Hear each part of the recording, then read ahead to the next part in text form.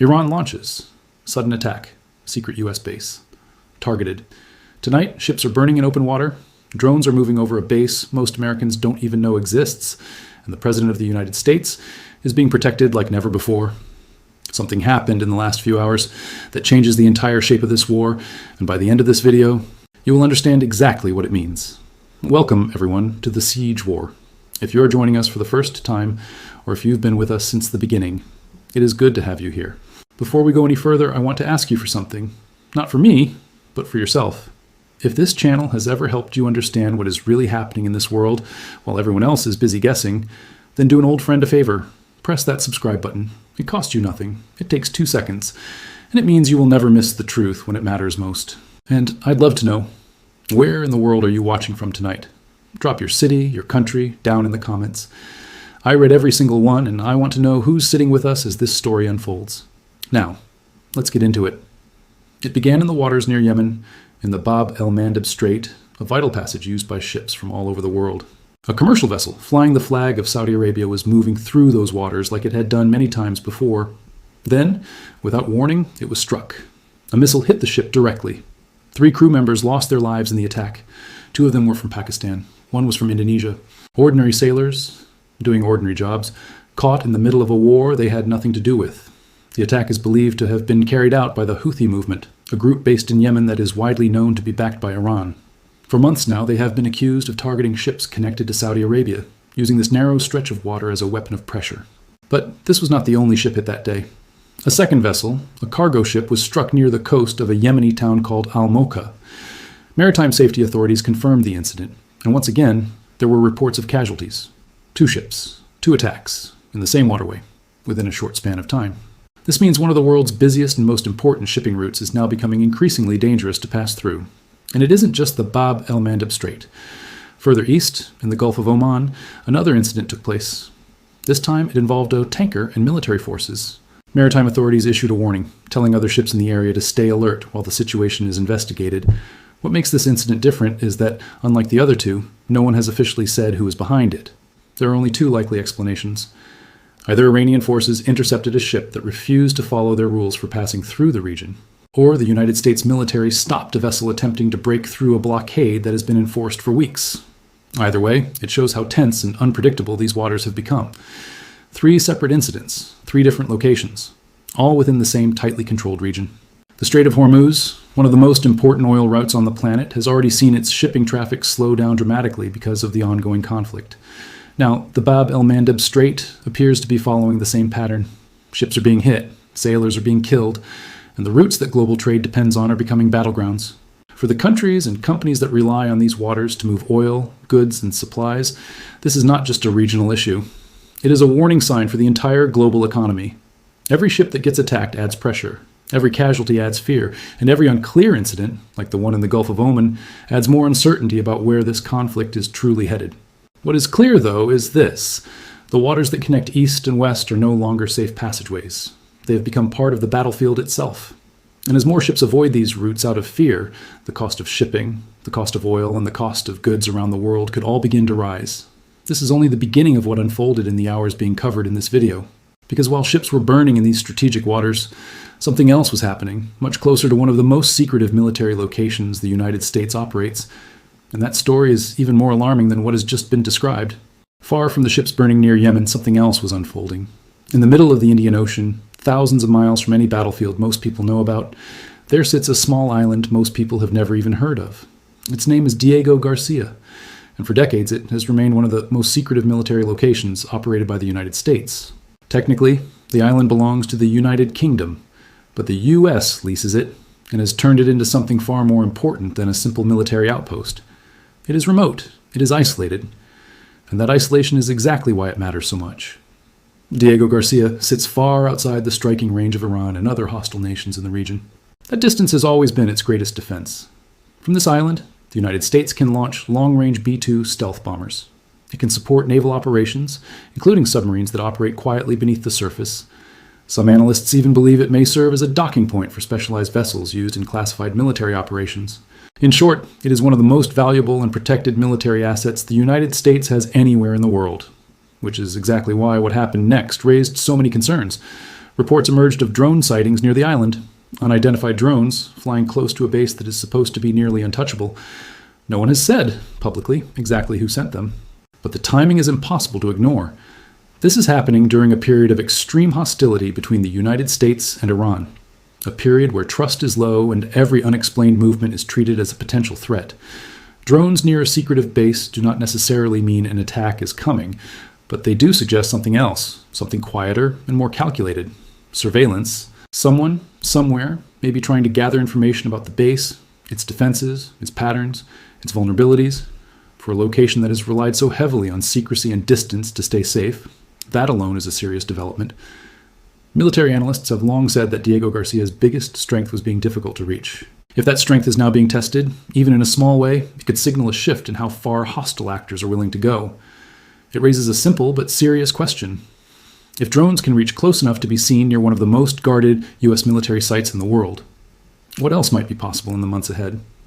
For now, there has been no confirmed attack on the base itself, no damage, no official statement of an imminent threat. But in modern conflict, information gathering often comes before action. And a base that was once considered almost untouchable is now being watched a little more closely by both sides. While this was unfolding far out in the ocean, something else was happening much closer to home, involving the safety of the President of the United States himself.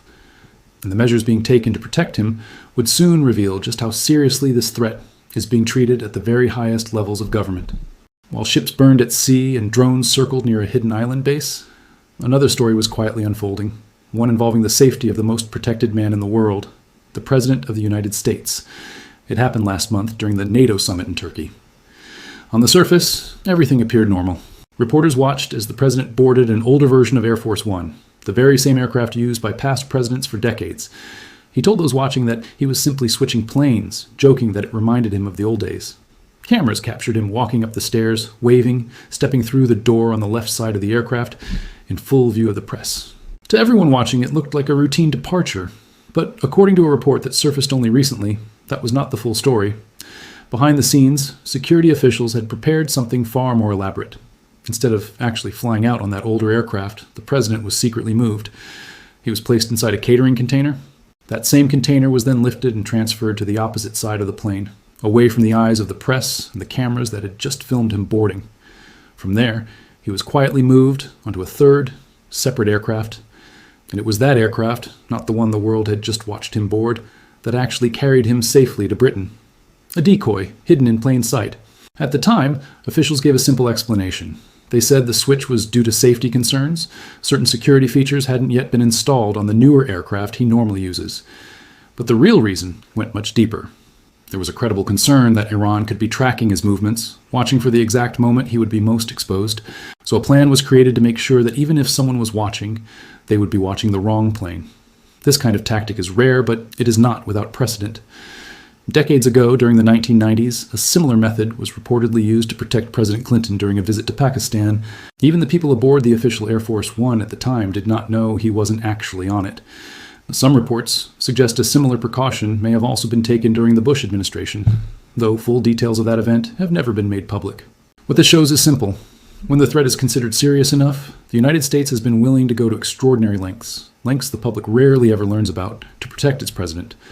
And the caution didn't stop overseas. Even at home in New Jersey, while the president was spending time at his golf club in Bedminster, security was raised to a level rarely seen in a domestic setting. Advanced short-range air defense systems were deployed around the property. These systems are designed to detect and stop aerial threats, including small drones, cruise missiles, and low-flying aircraft. Radar systems capable of tracking fast, low, hard-to-detect objects were also brought in. All of this to protect a president who was simply playing a round of golf. The message behind these measures is impossible to miss. Officials are not treating the threat from Iran as symbolic or distant. They are treating it as real, immediate, and personal. A threat serious enough to justify hiding the president inside a shipping container to fool potential trackers. Serious enough to place military-grade air defense systems around a golf course. This is not the kind of security seen during ordinary tensions. This is the kind of security reserved for moments when officials genuinely believe an attempt could be made. And as these protective measures were being put in place around the president's safety, another battle was happening as well, not with missiles or drones, but with numbers, currency, and economic pressure. A battle the United States believes it may already be winning. Now move to the final part 4. Away from the ships, the drones, and the hidden security measures. Another kind of battle was taking place, not fought with weapons, but with numbers. An economic battle, one the United States believes it may already be winning. Speaking to reporters, the president addressed the situation directly. He said the Strait of Hormuz, once nearly frozen due to the conflict, is now open again. According to him, the United States Navy controls it completely. He described it as a blockade that cannot be broken, calling it, in his words, a steel wall. Ships are allowed to pass, he said, but only the ones the United States chooses to let through. Vessels attempting to reach Iran directly are turned away. He acknowledged that Iran can still cause occasional trouble, dropping mines in the water from time to time. But he was quick to add that American forces have already swept the strait, clearing those mines and maintaining control. Then he shifted the conversation towards something he seemed even more confident about: Iran's economy. He claimed that Iran is now completely broke, that the government is struggling to pay its own soldiers. He stated that inflation inside the country has surged past 300%. For a nation already strained by years of sanctions and conflict, numbers like that would be devastating. He then referenced Iran's long history, noting that for close to 50 years, the country has been accused of destabilizing the region.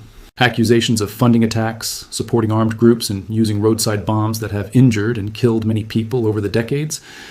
He stated plainly that Iran is now paying the price for that history.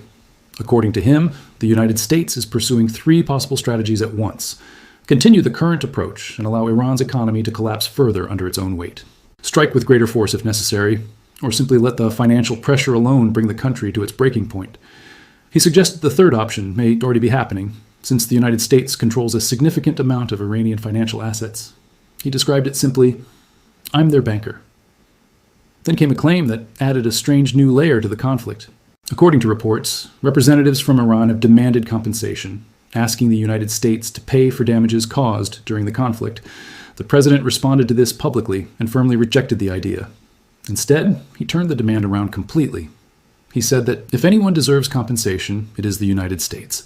He referenced years of Iranian-linked attacks, including roadside bombs that killed and wounded many American service members over the years.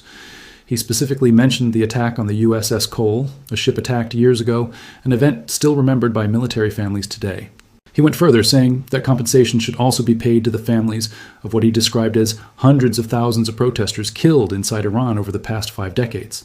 And he added a new figure, claiming that 52,000 people had been killed just within the last 5 months. He confirmed that he has instructed his officials to raise this demand in any future negotiations, turning what began as an Iranian request for compensation into an American demand for far more. Taken together, these 4 developments paint a picture of a conflict that is spreading across multiple fronts at once. Ships are being attacked at sea. A secretive military base is being watched from above. The president is being protected using extraordinary, almost cinematic security measures. And a financial war is unfolding quietly behind the scenes, one that could shape the outcome just as much as any battlefield. What happens next depends on how far each side is willing to go, and whether pressure, both military and economic, will be enough to force a resolution, or whether this will only be the beginning of something even larger.